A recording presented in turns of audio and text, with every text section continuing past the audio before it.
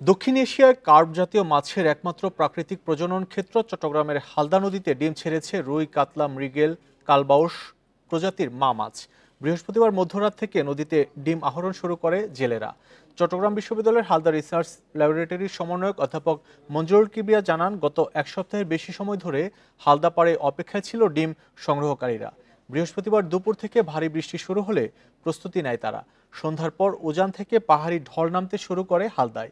এতে নদীর পানি ঘোলা হয়ে ওঠে। রাত 12টার দিকে জোয়ার শুরু হলে ডিম ছাড়তে শুরু করে মা মাছ। রামদাস মুন্সির হাট থেকে মদুনা ঘটা এলাকা পর্যন্ত কয়েক কিলোমিটার এলাকায় রাতভর ডিম সংগ্রহ করেন জেলেরা। অন্যবারের চেয়ে বেশি ডিম আহরণের সম্ভাবনা রয়েছে এবার।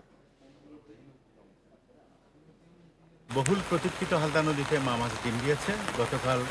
গত রাত 2টা থেকে আসলে মা মাছ ডিম ছাড়া শুরু করেছে। অল্প পরিমাণে প্রথমে শুরু করেছিল, আস্তে আস্তে ধীরে ধীরে এই ডিমের পরিমাণ বাড়তে থাকে। এখনো পর্যন্ত ডিম সংগ্রহকারীরা খুব উৎসব সহকারে, আনন্দ সহকারে তারা ডিম সংগ্রহ করছে।